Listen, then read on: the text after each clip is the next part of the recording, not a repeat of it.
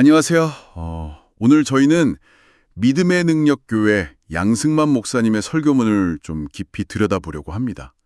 창세기 3장 15절, 흔히 원복음이라고 부르는 구절인데요. 네, 맞습니다. 이게 보통은 아담과 하와의 타락 직후에 나온 말씀이라 어둡게만 생각하기 쉬운데 사실은 그 절망의 순간에 하나님께서 어떻게 구원의 계획, 그 서막을 여셨는지 보여주는 아주 중요한 구절이죠. 그렇죠. 이 설교는 바로 그 점을 파고드는데요.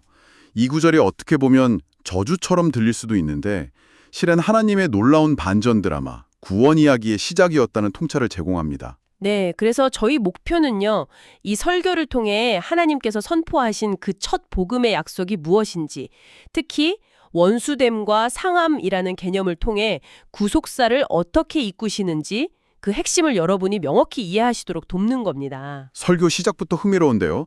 우리가 세상 살면서 느끼는 여러 대립이나 갈등이 있잖아요. 그 뿌리가 사실 에덴 동산까지 거슬러 올라간다고 말하더라고요. 관계가 다 깨져버린 그 자리에서 하나님이 내가 너로 여자와 원수가 되게 하고 이렇게 말씀하시죠. 처음 들으면 이게 심판선언 같은데? 네, 그렇죠. 근데 설교는 이걸 하나님의 주도적인 약속, 최초의 복음, 그러니까 프로토 에반젤리움으로 해석하는 거예요. 바로 그 지점에서 이제 질문이 생기는 거죠. 왜 하나님은 화해가 아니라 원수됨, 이 대립을 만드셨을까? 그리고 왜 바로 해결하지 않으시고 상함이라는 과정을 허락하셨을까? 정말 중요한 질문이네요. 설교는 바로 이 두 가지, 대립과 상함을 통해서 하나님께서 어떻게 궁극적인 승리를 만들어 가시는지 그 과정을 추적합니다. 자, 그럼 첫 번째 핵심인데요. 하나님께서 대립을 되게 하시리라. 이 부분입니다.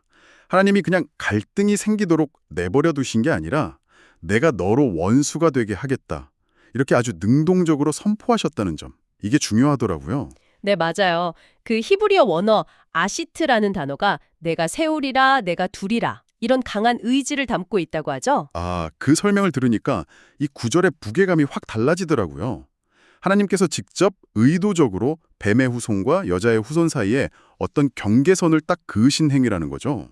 신학적으로 보면 이건 죄가 세상에 들어왔지만 하나님은 여전히 주권을 잃지 않으셨다는 걸 보여주는 겁니다. 심판 이전에 이미 은혜의 약속이 시작된 거예요. 아, 심판보다 약속이 먼저다. 그렇죠. 그래서 이 원수됨은 단순한 미움이나 적대감이 아니라 사탄의 세력과 하나님의 백성을 구분짓는 은혜의 경계선 같은 거죠. 이게 바로 구속사의 시작이고요. 설교에서는 이 구도가 역사 속에서 가인과 아벨, 또 이스마엘과 이삭 같은 인물들을 통해 계속 이어져 왔다고 설명합니다. 그렇군요. 그럼 두 번째 핵심, 하나님께서 상함을 되게 하시리라. 이건 어떻게 이해해야 할까요?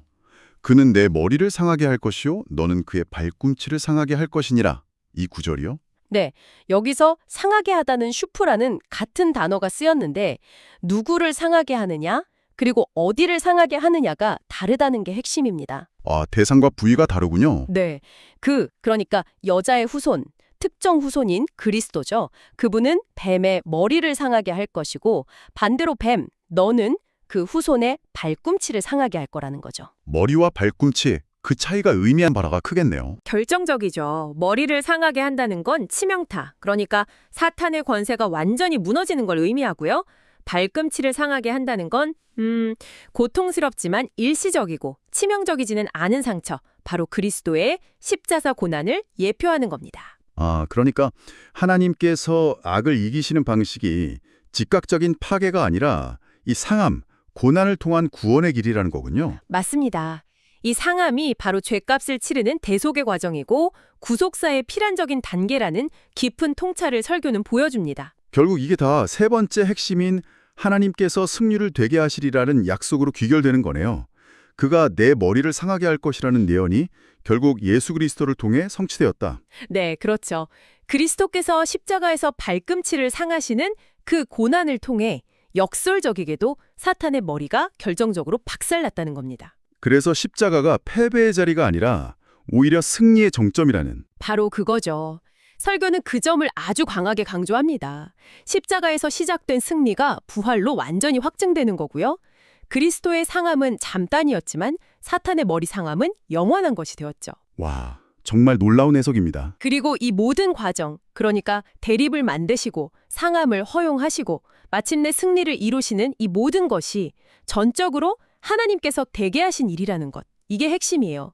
인간의 노력이나 계획이 아니라 오직 하나님의 주권적인 은혜와 능력으로 이루어진 복음이라는 거죠. 네, 정리를 해보면 양승만 목사님의 설교는 창세기 3장 15절이 그저 저주나 심판의 말씀이 아니라 타락의 그 순간부터 이미 시작된 하나님의 구원 계획, 복음의 씨앗임을 분명하게 보여주는 것 같습니다.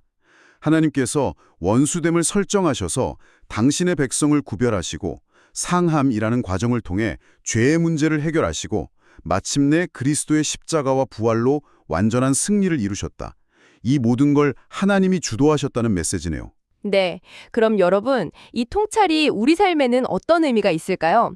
우리가 살면서 피할 수 없이 만나는 대립이나 고난, 어려움들을 단순히 부정적인 것으로만 볼 게 아니라 어쩌면 하나님의 더 큰 구속사의 그림 안에서 이해할 수 있는 어떤 가능성을 열어주는 것 아닐까요? 마지막으로 이런 질문을 한번 던져보고 싶습니다.